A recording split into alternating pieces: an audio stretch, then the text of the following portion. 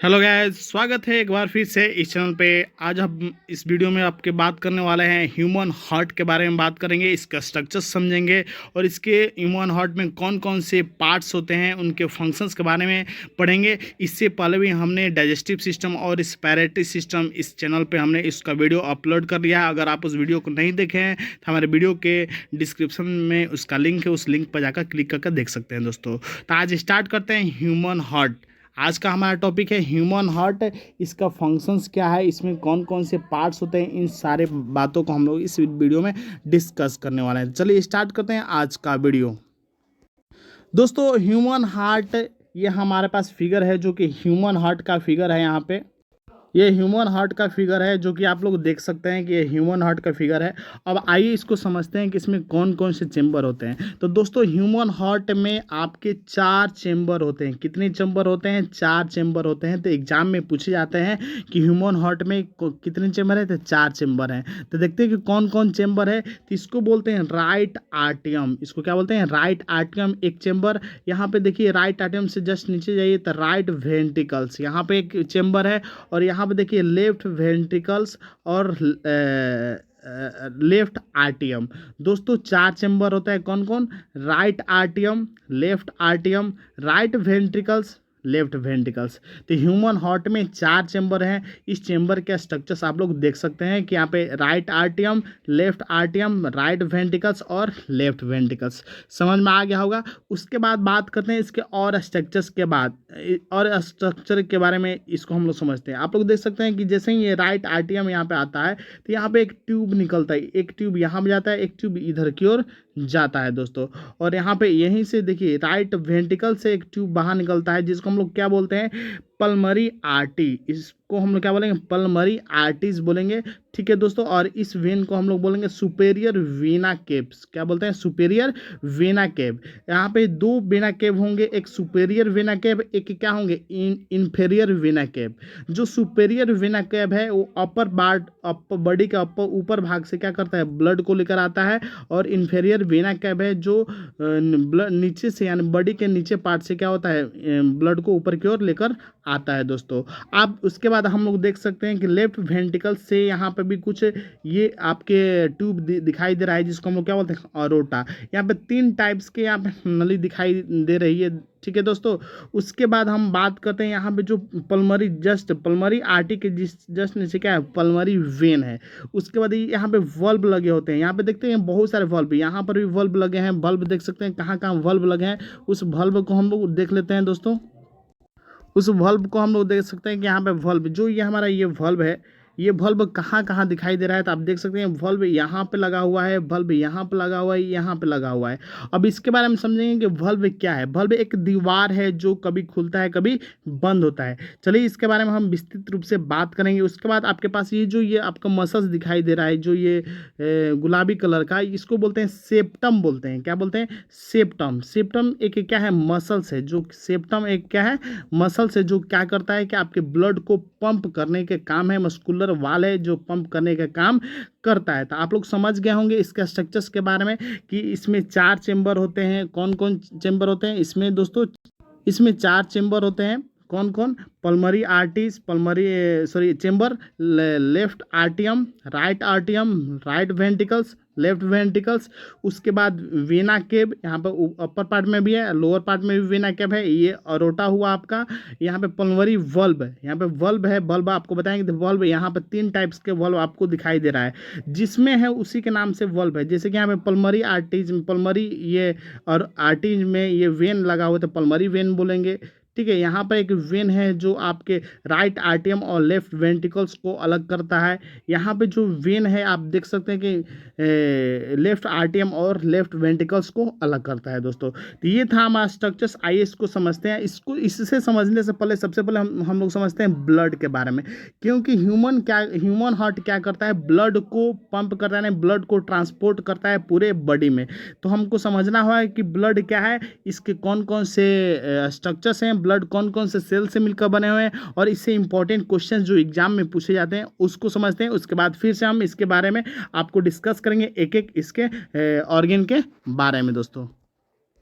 अब आते हैं ब्लड के ऊपर। तो ब्लड दोस्तों यही जो ह्यूमन हार्ट है किसको ट्रांसपोर्ट करता है? तो ब्लड को ट्रांसपोर्ट करता है, पूरे बॉडी में ब्लड को ट्रांसपोर्ट करता है। तो इसका फंक्शंस क्या है? तो ह्यूमन हार्ट का काम है ओनली ब्लड को ट्रांसपोर्ट करना है। ओनली इसका काम क्या है? ब्लड को ट्रांसपोर्ट करना है। तो ये ब्लड किसको किसको ट्रांसपोर्ट करता है? तो ये ब्लड दोस्तों पूरे बॉडी से भी इसको क्या करता है? ऑब्जर्व करता है और हमारे लंग्स के पास इसको भेज देता है। किस लिए लंग्स के पास भेजता है? ताकि इसमें ऑक्सीजन क्या हो जाए? इस ब्लड में मिक्स हो जाए और पुनः उस ऑक्सीजन युक्त ब्लड को वह अपने पास लेकर आता है और पूरे बॉडी में ट्रांसपोर्ट करता है। इसको हम लोग ध्यान से पढ़ेंगे, बहुत ही डीपली पढ़ेंगे। उससे पहले हम लोग ब्लड के स्ट्रक्चर्स के बारे में समझ लेते हैं। दोस्तों आप लोग देख सकते हैं कि ये हमारे ह्यूमन ब्लड्स के सेल्स हम आपको यहाँ पे दिखा रहे हैं वीडियो में। ये जो है रेड ब्लड सेल है, ये प्लेटलेट्स है, वाइट ब्लड सेल है, ठीक है। और यहाँ पर भी देख सकते हैं ये प्लेटलेट्स है, ये वाइट ब्लड सेल है, रेड ब्लड सेल है, ये प्लाज्मा है। तो इन सारे चीज़ों से, इन सारे सेल से मिलकर हमारा क्या बना है? ह्यूमन ब्लड बना है। अब आइए समझते हैं कि प्लेटलेट्स का काम क्या है, वाइट ब्लड सेल का काम क्या है, रेड ब्लड सेल का काम क्या है और प्लाज्मा का काम क्या है। दोस्तों हमारे जो ब्लड में जो प्लाज्मा का परसेंटेज है वो कितना है? 55% है। तो हमारे 50 ब्लड में प्लाज्मा का परसेंटेज 55% है। वाइट ब्लड सेल कितना है? तो वाइट ब्लड सेल और प्लेटलेट्स मिलके 4%। वाइट ब्लड सेल और प्लेटलेट्स मिलके 4% है। और जो रेड ब्लड सेल है हमारे शरीर में, रेड ब्लड सेल की मात्रा है दोस्तों 41%। रेड ब्लड सेल की मात्रा है 41%। ये एग्जाम में पूछे जाते हैं। और ब्लड के बारे में डिटेल्स हम लोग समझते हैं कि ब्लड एक तरल संयोजी ऊतक है, लिक्विड कनेक्टिव टिश्यू जिसको बोलते हैं। कि ब्लड क्या है? एक तरल संयोजी ऊतक है जिसको लिक्विड कनेक्टिव टिश्यू होता है, जिसको कहते हैं, जिसका पीएच मान 7.4 होता है। बहुत ही इंपॉर्टेंट यहाँ से क्वेश्चंस पूछे जाते हैं कि आपका ब्लड का पीएच मान कितना होता है? तो 7.4 होता है। अर्थात ये नेचर से क्षारीय होता है, जिसको इंग्लिश में बोलते हैं बेसिक होता है दोस्तों। अब आप बात करते हैं कि मानव शरीर में रक्त शरीर का भार का लगभग 7% होता है। यानी आपके शरीर में जितना रक्त है, आपके भार का 7% क्या है? आपका रक्त है। वयस्क मनुष्य में 5 से 6 लीटर रक्त होता है। यानी हमारे वयस्क जो एडल्ट पर्सन है उनके शरीर में जो ब्लड की मात्रा होती है वो होती है दोस्तों 5 से 6 लीटर होती है। नेक्स्ट, महिला में आधा लीटर रक्त कम होता है। यानी आपके जो 5 से 6 लीटर, और जो आपके स्त्री हैं उनमें 5.5 लीटर के आसपास रक्त होता है। नेक्स्ट बात करते हैं कि ब्लड बैंक में ब्लड को 4 डिग्री सेल्सियस पर रखा जाता है। जो ब्लड बैंक में जब हम ब्लड डोनेशन करते हैं तो वो कहीं ना कहीं रखा जाता है, तो वह ब्लड 4 डिग्री सेल्सियस पे रखा जाता है। ये भी एक क्वेश्चन इंपॉर्टेंट है। यह यूनिट में 350 मिलीलीटर होता है। अगर एक यूनिट अगर ब्लड आप डोनेट करते हैं उसमें कितना मिलीलीटर रक्त रहता है? तो 350 मिलीलीटर रक्त रहता है। रक्त का निर्माण अस्थि मज्जा में होता है, ये तो आपको पता ही होगा। बच्चों में रक्त का निर्माण, जो छोटे छोटे बच्चे हैं उनमें रक्त का निर्माण अस्थियों यानी हड्डियों में, पिला में, यकृत यानी लीवर में होता है। रक्त का शुद्धिकरण वृक्क में होता है। यानी रक्त जो फिल्टर होता है, रक्त में से जो जितने भी अनवांटेड पदार्थ है जैसे यूरिया, यूरिक एसिड, अमोनिया, नाइट्रोजोनियस जो वेस्ट होते हैं वो हमारे किडनी द्वारा इसको फिल्टर कर लिए जाते हैं। रक्त शुद्धिकरण की प्रक्रिया को डायलिसिस कहते हैं। अगर रक्त जब हम उसको प्यूरिफाई करते हैं उस प्रोसेस को डायलिसिस कहते हैं। ये भी क्वेश्चंस आपके एग्जाम में आ सकते हैं।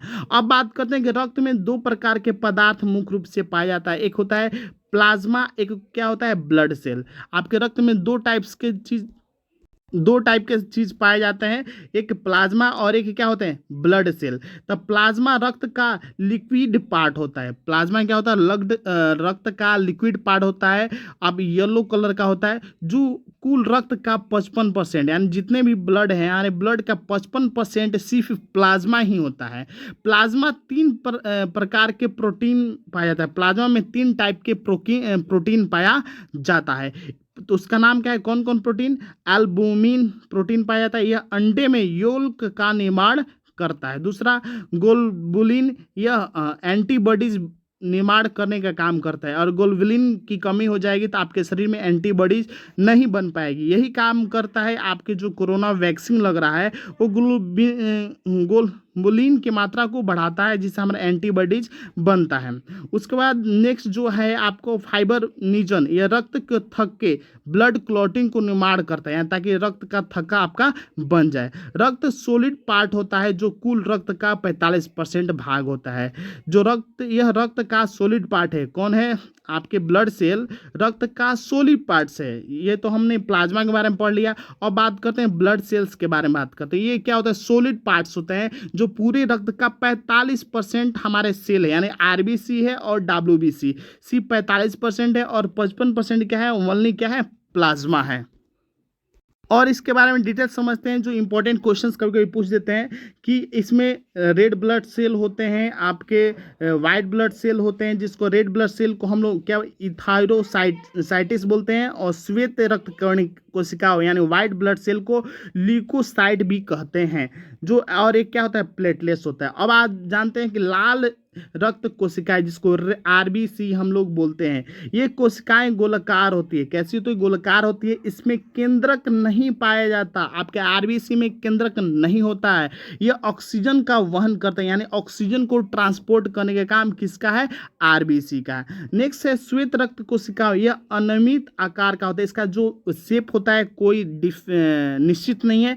इसमें केंद्रक पाया जाता है। आपके वाइट ब्लड सेल में केंद्रक पाया जाता है। इसका कार्य शरीर में संक्रमण से रक्षा प्रदान करें, यानी आपके शरीर में जो कोई भी इन्फेक्शन हो उसको दूर करने का काम क्या है? व्हाइट ब्लड सेल का है। नेक्स्ट बात करते हैं प्लेटलेट्स की। यह सूक्ष्म और रंगहीन पदार्थ है। यह रंगहीन पदार्थ है, यानी वाटर जैसा है।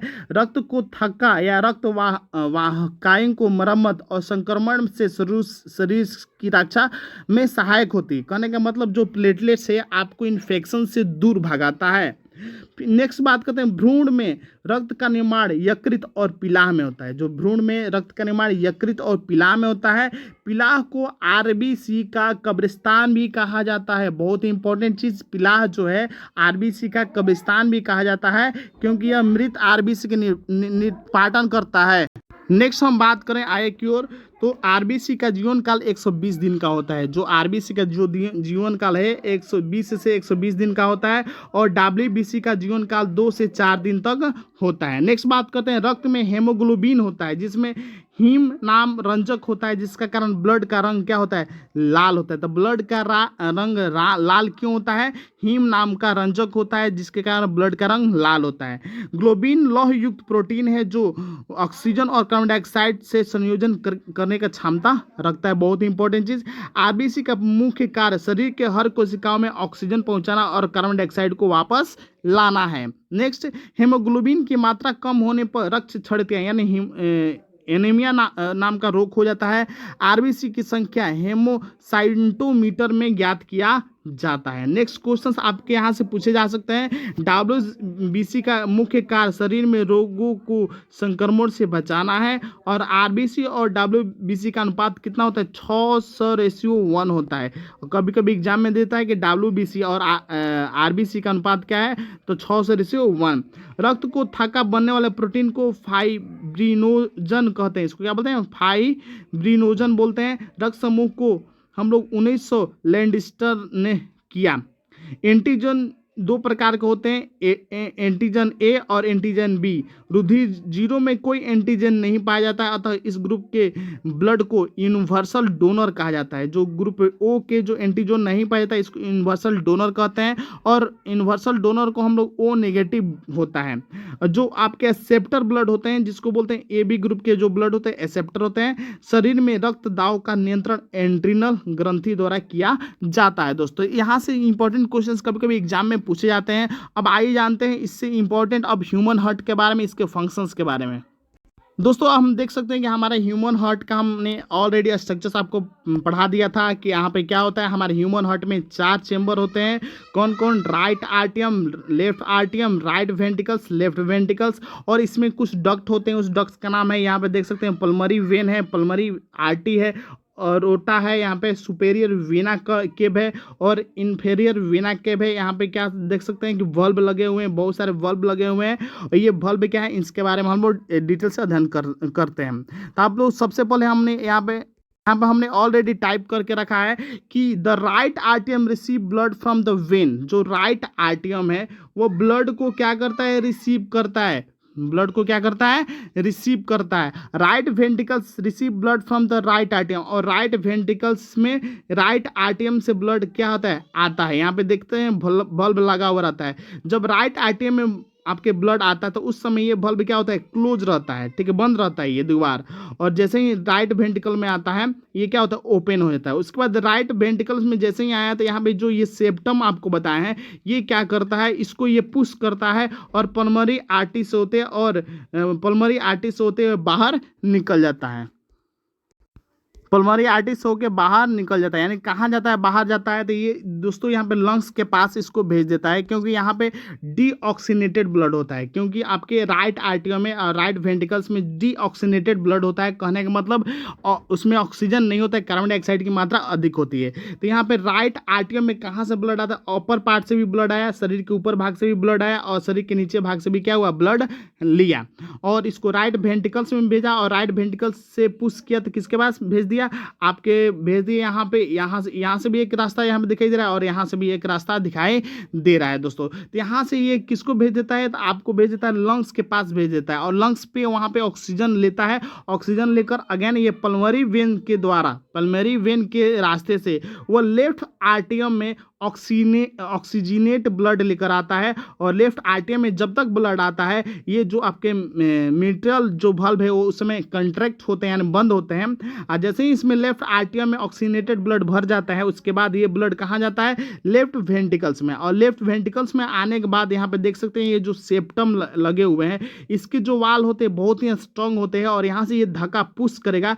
जैसे ही पुश करेगा तो यहाँ पर अरोटा होगा, यहाँ पे अरोटा से होते हुए, और यहाँ पे दो यहाँ पे चीज आपको दिखाई दे रहा है, यहाँ पे अरोटा हुआ और एक चीज यहाँ सॉरी यहाँ पे दिखाई दे रहा है। तो अरोटा से होते हुए difference part of the body में गया, यानी आपने ऊपरी भाग में गया, शरीर के जो हमारे हार्ट के ऊपर जितने भी पार्ट्स हैं उस पार्ट्स में अरोटा से होते हुए ब्लड गया, और यहाँ से अरोटा से गया और नीचे से पूरे बॉडी में गया। उसका जैसे ही पूरे बॉडी में गया तो वहाँ पे डीऑक्सीनेटेड ब्लड क्या हो गया, उसमें कार्बन डाइऑक्साइड की मात्रा अधिक हो गई। यानी कहने का मतलब ऑक्सीजन जैसे ही हमारे बॉडी में जाता है, बॉडी के सेल में जाता है, वहाँ पे सेलुलर रिस्पायरेशन होता है जिसकी वजह से ऑक्सीजन को ले लिया जाता है और कार्बन डाइऑक्साइड को उसमें छोड़ दिया जाता है। और कार्बन डाइऑक्साइड युक्त को ब्लड को क्या किया, लेकर इंफीरियर वेना के और इस ट्यूब के द्वारा आपके राइट आर्टियम में आया, और राइट आर्टियम से अगेन राइट वेंट्रिकल से, और राइट वेंट्रिकल से होते हुए पल्मोनरी आर्टरी से होते हुए आपके लंग्स के पास, और लंग्स से होते हुए फिर सुपीरियर वेना के द्वारा आया, और ये पल्मोनरी वेन द्वारा लेफ्ट आर्टियम में पहुंचा, और लेफ्ट आर्टियम से लेफ्ट वेंट्रिकल्स में।